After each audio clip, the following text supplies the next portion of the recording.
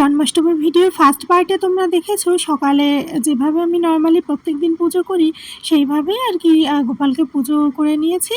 আর তার পরপরই কিন্তু এই ভিডিওটা শুরু করেছি। মানে পুজো শেষ হয়ে গেছে আর এখন চলছে ভোগ বানানোর প্রস্তুতি। মানে গোপলুর জন্মদিনে দুপুরে কি কি ভোগ দেওয়া হবে, নর্মালি এর পরপরই তো আমার আরও রান্নাবান্না আছে। মানে রাতে কি বানানো হবে সেগুলো, তো সেজন্য আর কি দুপুরে বেশি একটা কিছু চাপ রাখিনি। ওই সব রকম সবজি দিয়ে একটু খিচুড়ি বানাচ্ছি, আর আলুর দম, আর 5 রকম ভাজা। 5 রকম ভাজা তো আমরা জানি যে সব শুভ কাজে দিতে হয়। আর শুভ কাজ বলতে কি, যে মানুষটাই হচ্ছে প্রধান, যার জন্যেই সব কিছু, তো তাকে তো 5 ভাজা আমি যবে থেকে তাকে ভোগ বানিয়ে দিতে পারি তারপর থেকে আমি দিই। তো সে কারণে আর কি সব কিছু গুছিয়ে গাছিয়ে নিয়ে বসে গেছি হলরুমে।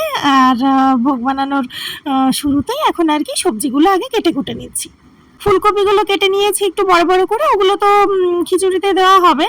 আর কুমড়োও দেবো, তো এর মধ্যে থেকে একটু একটু করে নিয়ে আবার 5 ভাজা বানাবো। তো আজকে 5 ভাজাতে রয়েছে ফুলকপি ভাজা, কুমড়ো ভাজা, বিনস ভাজা, গাজর ভাজা আর আলু ভাজা।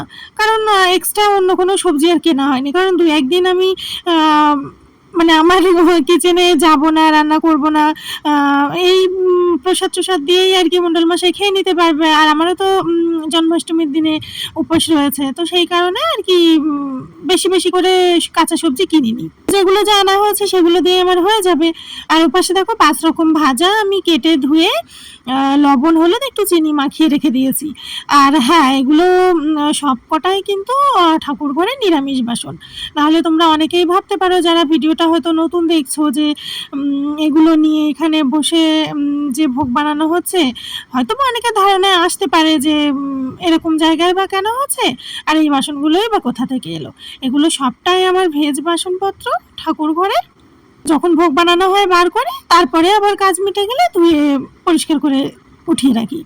তো এই যে এখন খিচুড়ির জন্য মুগ ডালটা ভেজে নামিয়ে নিলাম, আর চাল ডাল ধুয়ে বসিয়ে দেবো। আর কড়াইটা ওদিকে খালি যাচ্ছে বলে তেল দিয়ে মানে 5 ভাজাটা বসাবো, তো সেই কারণে আর কি তেলটা গরম হতে বসালাম। আর এদিকে আমি চাল ডালটা ধুয়েও নিচ্ছি। খিচুড়িতে জানো তো পরিমাণ হিসাবে, মানে আমি যখন ঘরে করি না নর্মালি, তোমাদের তো আমি ভেজ খিচুড়ি আর কি রেসিপি দিয়েছি, মানে নিরামিষ খিচুড়ি রেসিপি। তো অনেকেই খুব ভালো প্রশংসা করেছো, দেখেছো ভিডিওটা, বা ছবি দেখেও অনেকে ভালো বলেছো খুবই। যেটা আমি নিরামিষ খিচুড়ি রেসিপি শেয়ার করেছি না, ওটা যেমন আমি ঘরে করেছিলাম খুবই ভালো হয়েছিল। সত্যি বলতে গোপালের এই ভোগ প্রসাদটাও খুব সুন্দর হয়েছিল, জানো না তো।